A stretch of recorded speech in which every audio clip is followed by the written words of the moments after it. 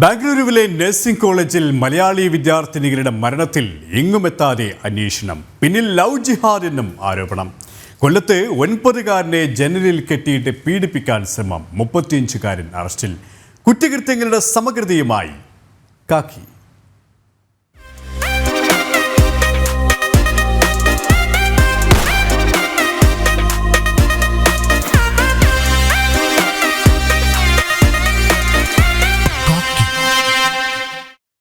തിരുവനന്തപുരം കഠിനംകുളം കൊലപാതകത്തിൽ മരിച്ച ആതിരയുടെ സുഹൃത്തിനു വേണ്ടിയുള്ള അന്വേഷണം തുടരുകയാണ്.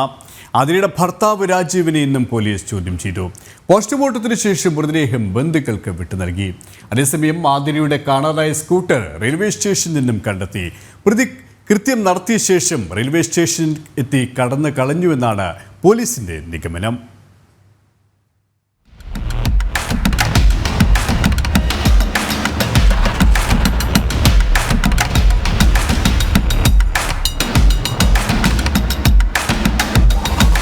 തിരുവനന്തപുരം കഠിനംകുളത്ത് കഴുത്തിന് കുത്തേറ്റ് മരിച്ച ആതിരയുടെ പോസ്റ്റ്മോർട്ടം ഇന്ന് പൂർത്തിയാകും.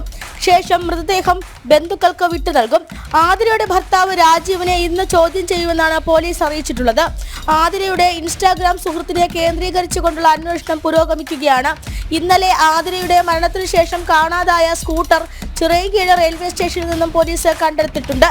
ദിവസങ്ങൾക്ക് മുന്നേ ആതിരയുടെ സുഹൃത്തെന്ന് സംശയിക്കുന്ന വ്യക്തി പെരുമാതുറ വീട് വാടകയ്ക്ക് എടുത്തിരുന്നതായും പോലീസ് കണ്ടെത്തി. ഈ വീട് ഇന്ന് തുറന്നു പരിശോധിക്കും. കൃത്യം നടത്തിയതിനു ശേഷം ഇയാൾ ചിറയൻകീഴ് റെയിൽവേ സ്റ്റേഷനിലെത്തി കടന്നുകളഞ്ഞെന്നും പോലീസ് അനുമാനിക്കുന്നു. ഇന്നലെ രാവിലെ 11 മണിയോട് കൂടിയാണ് ആതിരയെ വീട്ടിൽ കഴുത്തിന് കുത്തേറ്റ നിലയിൽ ഭർത്താവ് രാജീവ് കാണുന്നത്. സംഭവത്തിനു ശേഷം പോലീസ് ഇൻക്വസ്റ്റ് നടപടികൾ പൂർത്തിയാക്കി. ആതിരയും ഇൻസ്റ്റാഗ്രാമിൽ പരിചയപ്പെട്ട യുവാവുമായിട്ടുള്ള ബന്ധം രാജീവ് നേരത്തെ അറിഞ്ഞിരുന്നുവെന്നും ഇത് താക്കീത് ചെയ്തിരുന്നുവെന്നുമാണ് നാട്ടുകാരിൽ നിന്ന് ലഭിക്കുന്ന വിവരം. ആതിരയുടെ കൊലപാതകവുമായി ബന്ധപ്പെട്ട ദുരൂഹത മറനീക്കി പുറത്തു വരേണ്ടതുണ്ട്. ജനം, തിരുവനന്തപുരം. ബംഗളൂരു മേദനഹള്ളിയിലെ ധന്വന്തരി കോളേജ് ഓഫ് നഴ്സിംഗിനെതിരെ ഗുരുതര വെളിപ്പെടുത്തലുകൾ. അടുത്തിടെ മലയാളി വിദ്യാർത്ഥിനികൾ ദുരൂഹ സാഹചര്യത്തിൽ മരിച്ചതിന് പിന്നിൽ ലവ് ജിഹാദ് എന്നും ആരോപണം. കോളേജിലെ വിദ്യാർത്ഥികളെ പരിശീലനത്തിനായി അയക്കുന്നത് ഒവൈസിയുടെ ഹൈദരാബാദിലെ സ്ഥാപനത്തിലേക്കെന്നും പരാതി.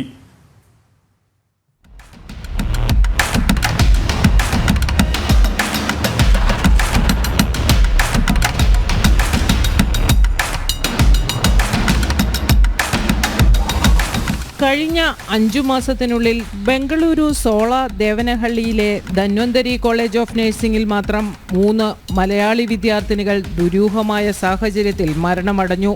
ഇതിൽ ലവ് ജിഹാദ് കൊലപാതകം എന്ന രീതിയിൽ സംശയിക്കാവുന്ന ഒരു കേസിൽ പോലും ഒരു തരത്തിലുമുള്ള അന്വേഷണവും ചില പ്രത്യേക താൽപ്പര്യങ്ങൾ മൂലം കർണാടക പോലീസ് നടത്തിയിട്ടില്ല. എല്ലാ കേസുകളിലും കോളേജ് മാനേജ്മെന്റ് സ്വാധീനത്തിന് വഴങ്ങി പ്രതികളെയും മാനേജ്മെന്റിനെയും സഹായിക്കുകയായിരുന്നു പോലീസ്. ഇടുക്കി സ്വദേശിയായ അനഘ ഹരിയുടെ മരണത്തിൽ ഇത്തരം സംശയങ്ങൾ പ്രകടിപ്പിച്ചിട്ടും യാതൊരു അന്വേഷണവും നടന്നിട്ടില്ല. അതിനെക്കുറിച്ച് ശരിയായിട്ട് പിന്നെ അന്വേഷിച്ചപ്പോൾ ഇങ്ങനെ അല്ലൂന്ന് പറഞ്ഞൊരു ചെറുക്കനായിരുന്നു ഇതിന്റെ പിന്നിലെന്ന് അറിയുന്നുണ്ട്.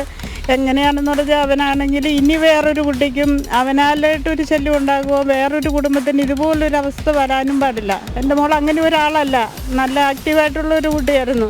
ഇതിൻ്റെ എന്ത് പ്രേരണയാലാണ് അങ്ങനെ സംഭവിച്ചതെന്നറിയില്ല. അപ്പോൾ ഈ അല്ലു എന്ന് പറയുന്നത് ഒരു മുസ്ലിം സമുദായത്തിൽപ്പെട്ട കുട്ടിയാണ്. ഈ മാനേജ്മെൻറ്റും മുഹമ്മദ് ആരിഫ് ഇതിൻ്റെ ചെയർമാനും മുസ്ലിമാണ്. ഇതിൻ്റെ അകത്ത് നമ്മൾക്ക് 2 കാര്യങ്ങൾ സംശയം ഉളവാക്കുന്നതാണ്. ഒന്നൊരു ലവ് ജിഹാദും, രണ്ടാമത് ഒരേ കമ്മ്യൂണിറ്റിയിൽപ്പെട്ടതായതുകൊണ്ട് ഈ അല്ലു എന്ന് പറയുന്ന കുട്ടിയെ സംരക്ഷിക്കാനായിട്ട് മാനേജ്മെൻറ്റ് തത്രപ്പാടിലാണ്. മറ്റുള്ള അനഘയുടെ അനന്തര അന്വേഷണങ്ങളോ കാര്യങ്ങളോ ആയിട്ട് സഹകരിക്കാത്തതും അതോടൊപ്പം പോലീസുകാരെ അതിൽ നിന്നും നിരുത്സാഹപ്പെടുത്തുകയും ചെയ്തതാണ് ഞങ്ങൾക്കിത് മനസ്സിലാക്കാൻ. കോളേജ് സ്ഥിതി ചെയ്യുന്ന അതേ സംസ്ഥാനത്ത് തന്നെ വിദ്യാർത്ഥികളെ പരിശീലനത്തിന് അയക്കണമെന്ന നിബന്ധനയുള്ളപ്പോൾ ധന്വന്തരി കോളേജ് ഓഫ് നഴ്സിംഗിൽ നിന്നും മറ്റ് സംസ്ഥാനങ്ങളിലേക്കാണ് വിദ്യാർത്ഥികളെ അയക്കുക. ഇതിനു പിന്നിൽ ദുരൂഹ ലക്ഷ്യങ്ങളുണ്ടെന്നും ആരോപണം ഉയരുന്നു. ധന്വന്തരി കോളേജിനെക്കുറിച്ച് പേടിപ്പെടുത്തുന്ന മറ്റൊരു കാര്യം, ധന്വന്തരി കോളേജിൽ പഠിച്ചിറങ്ങുന്ന വിദ്യാർത്ഥികൾക്ക് അവർ ആശുപത്രി സപ്പോർട്ട് കൊടുക്കുന്നത് ഒവൈസിയുടെ ഹൈദരാബാദിലുള്ള സ്ഥാപനങ്ങളിലാണ്. തികച്ചും ഒരു ജിഹാദിത്തരമാണ് കാണിക്കുന്നത്. വിദ്യാർത്ഥികളുടെ നഴ്സിംഗ് നിയമം അനുസരിച്ച് ആ ഒരു കോളേജിൻ്റെ ഇത്ര കിലോമീറ്റർ ചുറ്റുമുള്ള കോളേജിൽ മാത്രമേ പ്രാക്ടീസിന് വിടാൻ പറ്റുള്ളൂ. ഇവർ മറ്റ് പല കാര്യങ്ങളും ലക്ഷ്യം വയ്ക്കുന്നുണ്ട്. ഇപ്പം ധന്വന്തരി കോളേജിൻ്റെ രസകരമായ ധന്വന്തരി കോളേജ് എന്നുള്ള പേര് മാത്രമേ ഉള്ളൂ. അതിൻ്റെ ഉടമസ്ഥൻ ഒരു മുസ്ലിമാണ്. അതിൻ്റെ മറ്റ് കാര്യങ്ങളും ചെയ്യുന്നവരും അതിൻ്റെ ഒഫീഷ്യൽസും എല്ലാം മുസ്ലിംപ്പെടാണ്. അവർക്ക് ശക്തമായ നമ്മുടെ ഇന്ത്യയെ നിരോധിച്ച ജമാഅത്തെ ഇസ്ലാമിയുടെയും പോപ്പുലർ ഫ്രണ്ടിൻ്റെയും ഒക്കെ ശക്തമായ ബൈക്കപ്പുണ്ട്. ഇതിനു പുറമെയാണ് ധന്വന്തരി കോളേജിൽ ഒരേ കെട്ടിടത്തിൽ വിവിധ പേരുകളിൽ 7ഓളം നഴ്സിംഗ് കോളേജുകൾ അനധികൃതമായാണ് പ്രവർത്തിക്കുന്നത് എന്ന കണ്ടെത്തൽ. കൂടാതെ വിദ്യാർത്ഥികൾ താമസിക്കുന്ന ഹോസ്റ്റലിൽ വിദ്യാർത്ഥികൾക്ക് അസ്വാഭാവിക പെരുമാറ്റങ്ങൾക്ക് സാക്ഷികളാകേണ്ടി വന്നുവെന്ന് നേരത്തെയും പരാതിയുണ്ടായിരുന്നു. ധന്വന്തരി കോളേജാണ് എന്ന് പറഞ്ഞിട്ടാണ് ഞങ്ങൾ ഈ ഏജന്റിനെ കണ്ടപ്പോൾ പറഞ്ഞത്. ധന്വന്തരി കോളേജാണ്. അവിടെ എത്തിയതിന് ശേഷമാണ് ഒരു കോളേജ് വിദ്യോദയ കോളേജാണ് എന്ന് പറഞ്ഞാൽ കോളേജിൻ്റെ പേപ്പർ കാര്യങ്ങളായി ലോണിന് വേണ്ടി ഞങ്ങൾ പോയി. ഇപ്പോൾ ലോണ് നമുക്ക് കിട്ടിയിട്ടില്ല. ഒരു 6 മാസം കഴിഞ്ഞ് അവിടെ നാളെ എപ്പോഴും പറയും, അമ്മ ഇതിൻ്റെ മുകളിൽ ആരൊക്കെയോ വന്നിട്ട് അവിടെ വലിയ ബഹളങ്ങൾ, രാത്രിയിൽ കുട്ടികളെ പേടിപ്പിക്കൽ, അവിടെ ഭയങ്കരമായി അവൾക്ക് ഇരിക്കാനുള്ളൊരു ബുദ്ധിമുട്ട്. കോളേജിനെ പറ്റി നല്ലൊരു അഭിപ്രായവും ഇല്ല. ഇവിടെ നിങ്ങൾ ഉദ്ദേശിക്കുന്ന സ്ഥലമല്ലമ്മ. കർണാടക ഗവൺമെൻറ് പറഞ്ഞാൽ നമ്മളിവിടെ ചത്താൽ പോലും അവരൊന്നും നമുക്ക് ഒരിതും കിട്ടില്ലമ്മ. അവിടെ അങ്ങനെയുള്ള ഒരു രീതിയിലുള്ള സ്ഥലമാണ്. ആവശ്യമായ ലൈസൻസുകളും അടിസ്ഥാന സൗകര്യങ്ങളുമില്ലാത്ത ഇത്തരം കോളേജുകളിലേക്ക് മലയാളി വിദ്യാർത്ഥികൾക്ക് പ്രവേശനമെടുക്കുന്നതും മലയാളി ഏജന്റുമാരാണ്. ഈ ഇടനിലക്കാരാണ് വിദ്യാർത്ഥികളെ നിയമവിരുദ്ധ പ്രവർത്തനങ്ങളിലേക്ക് നയിക്കുന്നത് എന്നും പരാതിയുണ്ട്. ജനം, കൊച്ചി. കോഴിക്കോട് താമരശ്ശേരിയിൽ സുബൈദ കൊലക്കേസിൽ പ്രതിയായ മകൻ ആഷിഖിനായുള്ള കസ്റ്റഡി അപേക്ഷ അന്വേഷണ സംഘം കോടതിയിൽ സമർപ്പിച്ചു. പ്രതിയെ 4 ദിവസത്തേക്ക് കസ്റ്റഡിയിൽ വാങ്ങി. ജയിലിൽ വെച്ച് മാനസികാസ്വാസ്ഥ്യം പ്രകടിപ്പിച്ച പ്രതി ആഷിഖിനെ കുതിരവട്ടം മാനസികാരോഗ്യ കേന്ദ്രത്തിലേക്ക് മാറ്റിയിരുന്നു.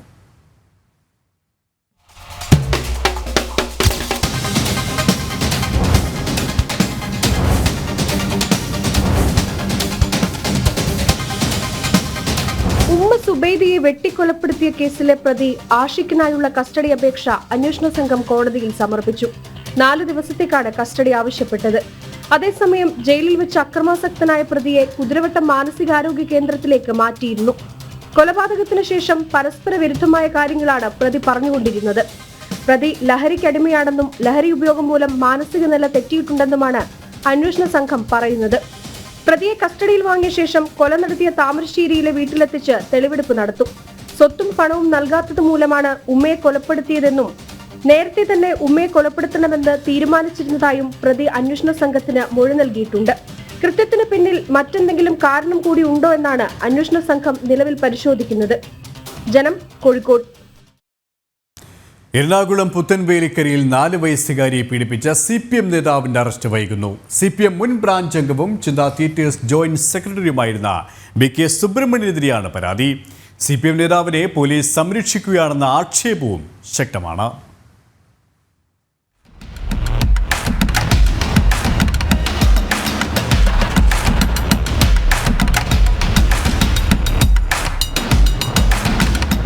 പുത്തൻവേലിക്കര തേലത്തുരുത്ത് മുൻ ബ്രാഞ്ച് കമ്മിറ്റി അംഗവും ചിന്താ തിയേറ്റേഴ്സ് ജോയിന്റ് സെക്രട്ടറിയുമായ സുബ്രഹ്മണ്യനെതിരെ കഴിഞ്ഞ ആഴ്ചയാണ് ചെങ്ങമനാട് പോലീസ് കേസെടുത്തത്.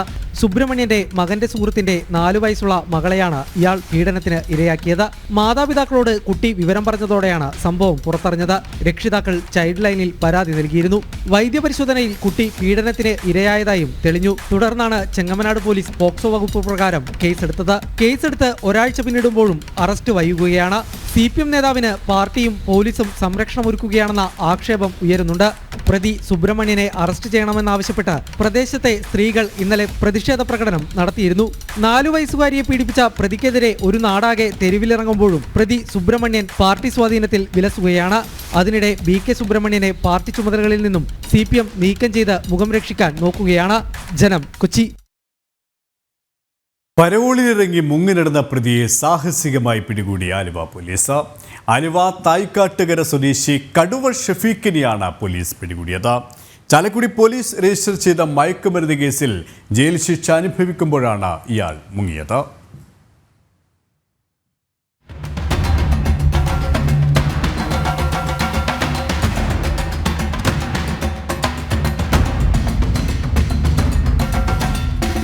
ചാലക്കുടി പോലീസ് രജിസ്റ്റർ ചെയ്ത മയക്കുമരുന്ന് കേസിൽ പ്രതിയായ ഷഫീഖ് ജയിൽ ശിക്ഷ അനുഭവിച്ചു വരികയായിരുന്നു.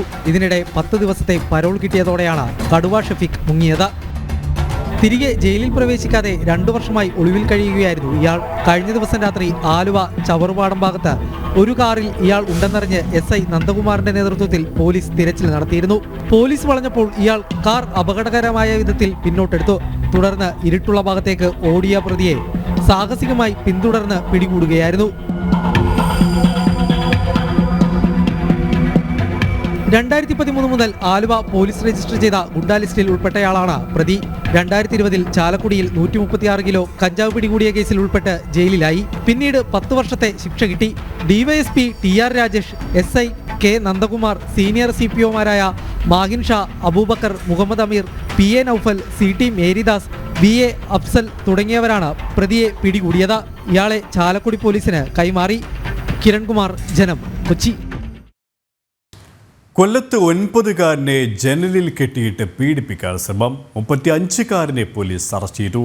അഞ്ചൽ സ്വദേശി മണിക്കുട്ടനാണ് അറസ്റ്റിലായത്.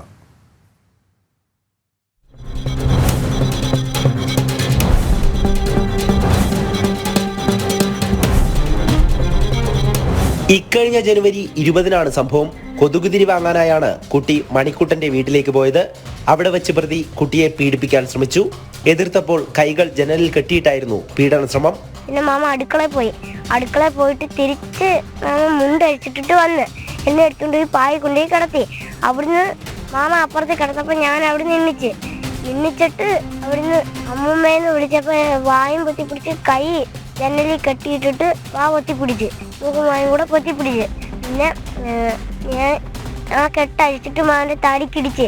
പിന്നെ മാമ എന്നെ പിന്നെ എൻ്റെ വാ പൊത്തിപ്പിടിച്ച് മൂക്കുമായി കൂടെ പൊത്തിപ്പിടിച്ച്. ഞാൻ കൈക്കകത്ത് കയറി കടിച്ചപ്പോൾ മാമ പിടിവെട്ട്. പിന്നെ മാമൻ പറഞ്ഞ് ഇത് ആരടുത്തെങ്കിലും ചെന്ന് പറഞ്ഞ മാമ ബോധം കിടത്തി കൊല്ലുമെന്ന്. സംഭവം പുറത്തു പറഞ്ഞാൽ കൊന്നുകളയുമെന്ന് കുട്ടിയെ ഭീഷണിപ്പെടുത്തി. വീട്ടിലെത്തിയ കുട്ടിയുടെ പെരുമാറ്റത്തിൽ സംശയം തോന്നിയ മുത്തശ്ശി വിവരം തിരക്കിയെങ്കിലും അറിയാൻ സാധിച്ചില്ല. മാനസിക സംഘർഷത്തിലായ കുട്ടി തന്റെ സുഹൃത്തിനോടാണ് ഇക്കാര്യം വെളിപ്പെടുത്തിയത്. കുഞ്ഞു ഓടി കയറി നമ്മൾ എന്താ മോനെന്ന് ഞാൻ ചോദിച്ചു.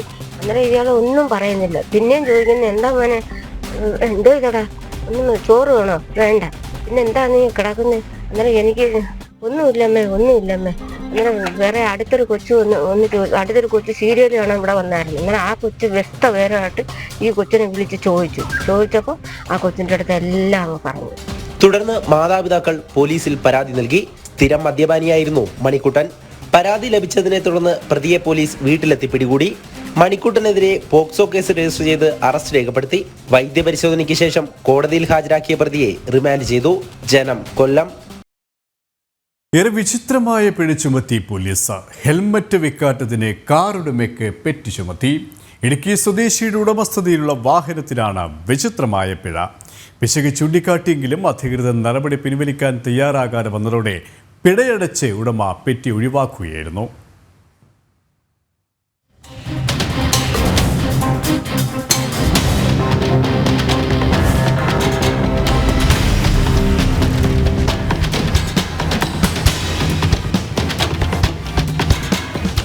ഇടുക്കി സ്വദേശിയുടെ ഉടമസ്ഥതയിലുള്ള KL 44E 2387 നമ്പറിലുള്ള മഹീന്ദ്ര താർ വാഹനത്തിനാണ് വിവാദ പെറ്റി ലഭിച്ചത്.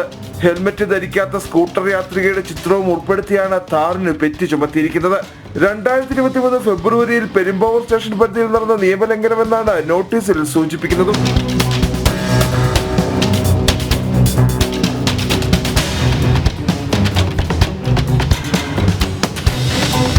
വാഹന രജിസ്ട്രേഷൻ നമ്പറിൽ പിശക് സംഭവിച്ചതാകാമെന്നും പെറ്റി ഒഴിവാക്കി തരാൻ നടപടി സ്വീകരിക്കണമെന്നും പെരുമ്പാവൂർ പോലീസിനോട് ഉടമ ആവശ്യപ്പെട്ടിരുന്നു. എന്നാൽ അധികൃതർ പെറ്റി ഒഴിവാക്കുകയോ വ്യാജ നമ്പറിലുള്ള വാഹനമാണോ എന്ന് പരിശോധിക്കുകയോ ചെയ്തില്ല.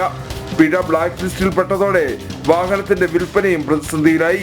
എൻ്റെ വണ്ടി ഒരു 2017 CRD കാറാണ്. അപ്പം ഇതിൻ്റെ പേര് മാറാനായിട്ട് ഞാൻ ചെന്നപ്പോൾ ഇതിന് പെറ്റി ഉണ്ടെന്ന് പറഞ്ഞു. പെറ്റി അടയ്ക്കാനായിട്ട് ചെന്നപ്പോൾ അത് ചെക്ക് ചെയ്തപ്പോൾ ഒരു സ്കൂട്ടിയുടെ ഫോട്ടോയാണ് ഇതിനകത്ത് കാണിക്കുന്നത്. ശരിക്കും ഈ വണ്ടിയുടെ പെറ്റി അല്ലിത്. അതുകൊണ്ട് ഞാൻ ഉദ്യോഗസ്ഥരെ കണ്ടപ്പം ഇത് പെറ്റിയടക്കാനുള്ള മുന്നോട്ടുള്ള തീരുമാനം എന്താണെന്ന് അവർക്കും പറഞ്ഞു തരാൻ പറ്റുന്ന ഒരു സാഹചര്യമല്ല എന്നാണ്. ഒടുവിൽ ഹെൽമെറ്റ് വയ്ക്കാത്തതിന് വന്ന പിഴയടച്ചാണ് താറുടമ പ്രതിസന്ധി ഒഴിവാക്കിയത്.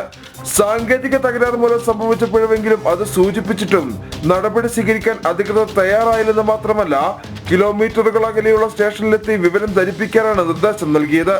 വാഹനത്തിന്റെ പൂർണ്ണമായ വിവരങ്ങളെല്ലാം ഓൺലൈനിൽ ലഭ്യമെന്നിരിക്കെയാണ് യാതൊരു പുനഃപരിശോധനയും ഇല്ലാതെ ഉദ്യോഗസ്ഥർ കേസ് രജിസ്റ്റർ ചെയ്തത്. ജനം, ഇടുക്കി. കൊല്ലത്ത് റോഡരികിൽ നിന്നവരെ കാറിടിച്ചു കൊലപ്പെടുത്താൻ ശ്രമിച്ചെന്ന പരാതിയിൽ 3 പേർക്കെതിരെ കേസെടുത്ത പോലീസ്. ഇടിച്ചിട്ട ശേഷം കടന്നുകളഞ്ഞ പ്രതികളെ ഇതുവരെയും പോലീസിന് പിടികൂടാൻ സാധിച്ചിട്ടില്ല. കണ്ണനല്ലൂർ പോലീസാണ് പ്രതികൾക്കായി അന്വേഷണം നടത്തുന്നത്.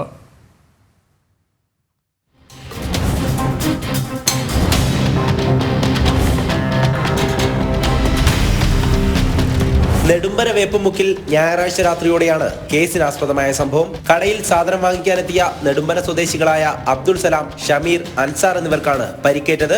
പരിക്കേറ്റവർ 3 പേരും മരപ്പണിക്കാരാണ്. മുൻവൈരാഗ്യത്തിന്റെ പേരിൽ കാറിടിച്ച് കൊലപ്പെടുത്താൻ ശ്രമിച്ചതായാണ് പരിക്കേറ്റവർ പറയുന്നത്. ഞാൻ പണ്ട് നേരത്തെ ഇറച്ചി കച്ചവടം ഉണ്ടായിരുന്നു. അന്നേരം വണ്ടി കൊണ്ടിട്ടപ്പം പറഞ്ഞ് വണ്ടി മാറ്റിടെ നേരത്തെ അവൻ്റെ അടുത്തൊന്ന് പറഞ്ഞായിരുന്നു. ആ ഒരു വൈരാഗ്യം എൻ്റെ മനസ്സിലുണ്ടായിരുന്നു. ഇത് അങ്ങനെ മനസ്സിലിട്ട് പെരുമാറിക്കൊണ്ടിരുന്നത്. അങ്ങനെ 2 വർഷം കൊണ്ട് ഞാനൊരു കൂട്ടുകാരനെ ഒരു കൂട്ടുകാരന് ഹോട്ടലെടുത്ത് കൊടുത്തു.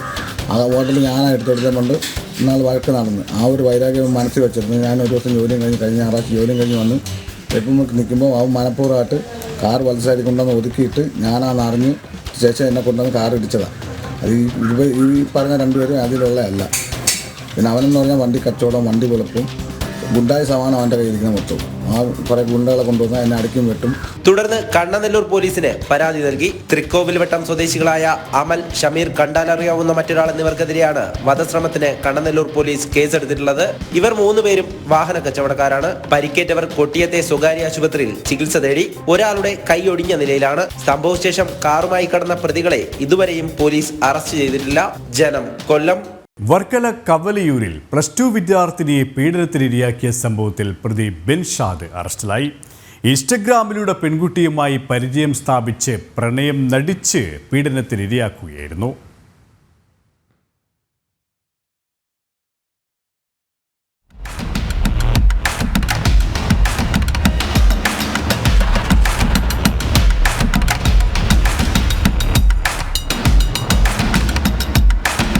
വർക്കല കവലയൂരിൽ +2 വിദ്യാർത്ഥിനിയെ പീഡനത്തിനിരയാക്കിയ സംഭവത്തിൽ പ്രതി ബിൻഷാദ് അറസ്റ്റിലായി. ഇൻസ്റ്റഗ്രാമിലൂടെ പെൺകുട്ടിയുമായി പരിചയം സ്ഥാപിച്ച് പ്രണയം നടിച്ചായിരുന്നു പീഡനം. ഇൻസ്റ്റയിൽ പരിചയപ്പെട്ട് അടുപ്പം സ്ഥാപിച്ച് മൊബൈൽ നമ്പർ കരസ്ഥമാക്കിയ ബിൻഷാദ് പിന്നീട് നിരന്തരം മെസ്സേജ് അയച്ചും ഫോൺ വിളിച്ചും പെൺകുട്ടിയുടെ വിശ്വാസം നേടിയെടുക്കുകയായിരുന്നു. വിവാഹ വാഗ്ദാനവും നൽകി. പിന്നീട് ഈ മാസം 18-ന് ഉച്ചയ്ക്ക് 2 മണിയോടെ പെൺകുട്ടിയെ കാറിൽ തന്ത്രപൂർവ്വം കയറ്റിക്കൊണ്ടുപോയി പീഡനത്തിന് ഇരയാക്കുകയായിരുന്നു. ഇതിനൊക്കെയും സുഹൃത്തുക്കളുടെ ഒത്താശ ഉണ്ടായിരുന്നു. ബിൻഷാദിന്റെ സുഹൃത്തുക്കളായ കേസിലെ 2-3 പ്രതികൾ ഒളിവിലാണ്. അവർക്കായുള്ള അന്വേഷണം ഊർജിതമായി തുടരുന്നതായി പോലീസ് പറഞ്ഞു. പ്രതികളുടെ വാഹനവും പോലീസ് കസ്റ്റഡിയിലെടുത്തിട്ടുണ്ട്. ജനം, തിരുവനന്തപുരം. പോക്സോ കേസിൽ മുൻകൂർ ജാമ്യം തേടി നടൻ കുട്ടിക്കൽ ജയചന്ദ്രൻ സുപ്രീം കോടതിയിൽ. 4 വയസ്സുകാരിയെ പീഡിപ്പിച്ചത് കേസിലെ മുൻകൂർ ജാമ്യാപേക്ഷ ഹൈക്കോടതി തള്ളിയതിനെതിരെ ജയചന്ദ്രൻ അപ്പീൽ നൽകി. മുൻകൂർ ജാമ്യാപേക്ഷ സുപ്രീം കോടതി തിങ്കളാഴ്ച പരിഗണിക്കാനാണ് സാധ്യത. 4 വയസ്സുകാരിയെ പീഡിപ്പിച്ചെന്ന പരാതിയിൽ കോഴിക്കോട് കസബ പോലീസാണ് ജയചന്ദ്രനെതിരെ പോക്സോ കേസെടുത്തത്. കുട്ടിയുടെ മൊഴി അവിശ്വസിക്കേണ്ടതില്ലെന്ന് ചൂണ്ടിക്കാട്ടിയാണ് മുൻകൂർ ജാമ്യാപേക്ഷ ഹൈക്കോടതി തള്ളിയത്. പിന്നാലെ പോലീസ് ലുക്കൌട്ട് നോട്ടീസും ഇറക്കിയിരുന്നു. ആലപ്പുഴ SFIയിൽ വനിതാ അംഗങ്ങൾക്ക് നേരെ ജില്ലാ നേതാവിൻ്റെ ഭീഷണി. മാവേലിക്കരയിൽ ജില്ലാ ക്യാമ്പിനിടെ 2 വനിതാ ജില്ലാ കമ്മിറ്റി അംഗങ്ങളെ SFI ജില്ലാ വൈസ് പ്രസിഡന്റ് നിയാസ് ഷാനവാസ് ഭീഷണിപ്പെടുത്തുകയും അസഭ്യം പറയുകയും ചെയ്തതായാണ് പരാതി. രേഖാമൂലം പരാതി നൽകിയിട്ടും നടപടിയെടുക്കാൻ നേതൃത്വം ഇതുവരെയും തയ്യാറായിട്ടില്ല.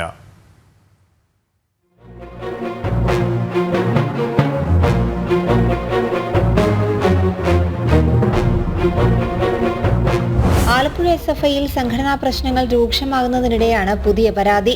മാവേലിക്കരയിൽ SFI ജില്ലാ ക്യാമ്പിനിടെയാണ് SFI ജില്ലാ പ്രസിഡന്റ് നിയാസ് ഷാനവാസ് 2 വനിതാ അംഗങ്ങളെ ഭീഷണിപ്പെടുത്തുകയും അസഭ്യം പറയുകയും ചെയ്തത്. ഇക്കാര്യം ചോദ്യം ചെയ്തപ്പോൾ കൂടുതൽ സംസാരിച്ചാൽ മുഖം ഭിത്തിയിൽ പിടിച്ചുരയ്ക്കുമെന്ന് പറഞ്ഞതായും നേതൃത്വത്തിന് വനിതാ അംഗങ്ങൾ നൽകിയ പരാതിയിൽ പറയുന്നു.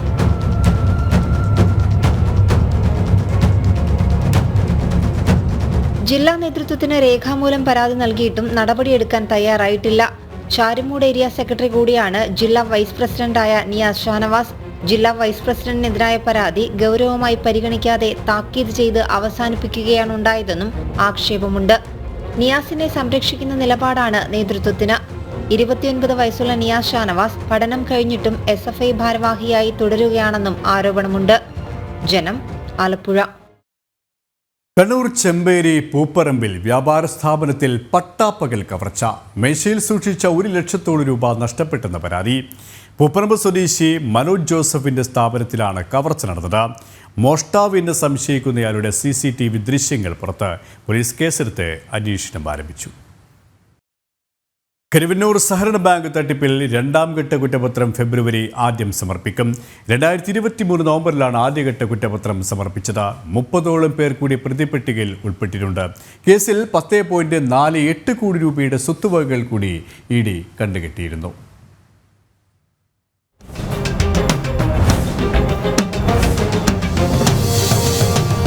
കരുവന്നൂർ ബാങ്കിൽ നിന്ന് വൻതുകകൾ വായ്പയെടുത്ത് തിരിച്ചടവില്ലാതെ ബാങ്കിനെ കബളിപ്പിച്ചവരാണ് 2ാം ഘട്ട കുറ്റപത്രത്തിലുണ്ടാവുക. ആദ്യഘട്ട കുറ്റപത്രത്തിൽ 50 വ്യക്തികളും 5 സ്ഥാപനങ്ങളും ഉൾപ്പെട്ടിരുന്നു. 13,000 പേജുള്ള കുറ്റപത്രത്തിൽ 30 കോടി രൂപയുടെ തട്ടിപ്പ് നടത്തിയ ബാങ്ക് ഏജന്റ് AK ബിജോയി ആയിരുന്നു 1ാം പ്രതി. ബാങ്ക് തട്ടിപ്പിന്റെ മുഖ്യ ആസൂത്രകൻ P സതീഷ് കുമാർ, CPM നേതാവും കൗൺസിലറുമായ PR അരവിന്ദാക്ഷൻ എന്നിവരും പ്രതികളായിരുന്നു. 2ാം ഘട്ട കുറ്റപത്രത്തിൽ CPM ഭരണസമിതിയുടെ പാർട്ടി തലത്തിലെ ഇടപെടലുകളടക്കം കൂടുതൽ കണ്ടെത്തലുകൾ ഉൾപ്പെടുത്തിയാകും അനുബന്ധ കുറ്റപത്രം. കുറ്റപത്രം സമർപ്പിക്കുന്നതിനോടനുബന്ധിച്ച് കൂടുതൽ സ്വത്തുവകകളും കണ്ടുകെട്ടുകയാണ്. കരുവന്നൂർ സഹകരണ ബാങ്ക് തട്ടിപ്പ് കേസിൽ 10.48 കോടി രൂപയുടെ സ്വത്തുവകകൾ കൂടി ED കണ്ടുകെട്ടിയിരുന്നു. 128.72 കോടി രൂപയുടെ സ്വത്തുവകകളാണ് ഇതുവരെ ആകെ കണ്ടുകെട്ടിയത്. ജനം, കൊച്ചി. തിരുവനന്തപുരം കഠിനംകുളം കൊലപാതകത്തിൽ മരിച്ച ആതിരയുടെ സുഹൃത്തിനു വേണ്ടിയുള്ള അന്വേഷണം തുടരുകയാണ്. ആതിരയുടെ ഭർത്താവ് രാജീവിനെ ഇന്നും പോലീസ് ചോദ്യം ചെയ്തു.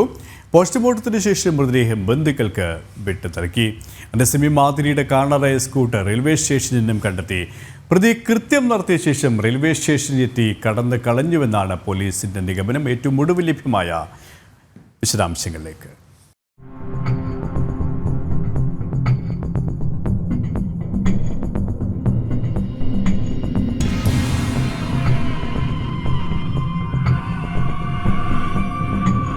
തിരുവനന്തപുരം കഠിനംകുളത്ത് കഴുത്തിന് കുത്തേറ്റ് മരിച്ച ആതിരയുടെ പോസ്റ്റ്മോർട്ടം പൂർത്തിയാക്കിയ ശേഷം മൃതദേഹം ബന്ധുക്കൾക്ക് വിട്ടു നൽകി. മരണകാരണം കഴുത്തിൽ ആഴത്തിലേറ്റ കുത്താണെന്ന് പോസ്റ്റ്മോർട്ടത്തിൽ കണ്ടെത്തി. ആതിരയെ കുത്തിക്കൊലപ്പെടുത്താൻ ഉപയോഗിച്ച കത്തി പുറത്തുനിന്നും കൊണ്ടുവന്നതെന്നാണ് നിഗമനം. ആതിരയുടെ ഭർത്താവ് രാജീവിനെ പോലീസ് വീണ്ടും ചോദ്യം ചെയ്ത് വിട്ടയച്ചു. ആതിരയുടെ ഇൻസ്റ്റാഗ്രാം സുഹൃത്തിനെ കേന്ദ്രീകരിച്ചുകൊണ്ടുള്ള അന്വേഷണം പുരോഗമിക്കുകയാണ്. ഇന്നലെ ആതിരയുടെ മരണത്തിന് ശേഷം കാണാതായ സ്കൂട്ടർ ചിറയൻകീഴ് റെയിൽവേ സ്റ്റേഷനിൽ നിന്നും കണ്ടെടുത്തിട്ടുണ്ട്.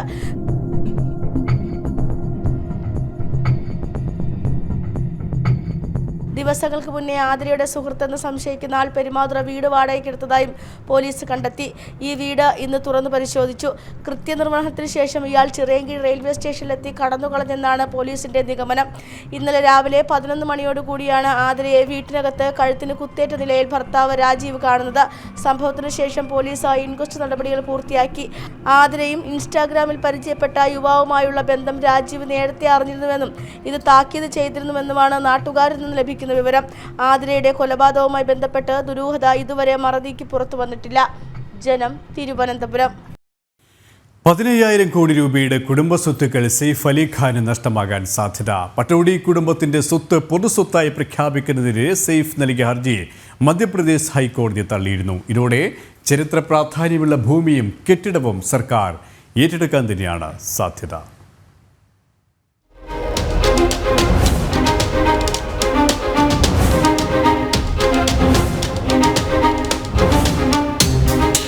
ഭോപ്പാലിലുള്ള പട്ടോടി കുടുംബത്തിന്റെ സ്വത്തുക്കൾ എനിമി പ്രോപ്പർട്ടിയായി പ്രഖ്യാപിച്ച മധ്യപ്രദേശ് സർക്കാരിന്റെ ഉത്തരവിനെതിരെ സെയ്ഫ് അലി ഖാൻ നൽകിയ ഹർജിയാണ് ഹൈക്കോടതി തള്ളിയത്.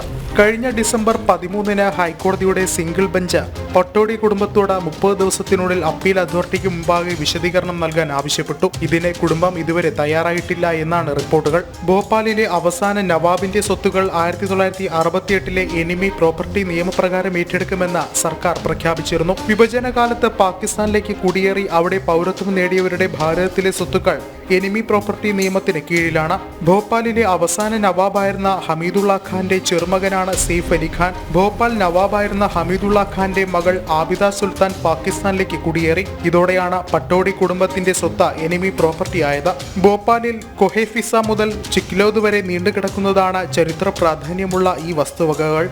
നാഷണൽ ഡെസ്ക്, ജനം. കുറ്റകൃത്യങ്ങളുടെ ലോകത്തെ കൂടുതൽ വാർത്തകളുമായി നാളെ വീണ്ടും കാണാം. നമസ്തേ.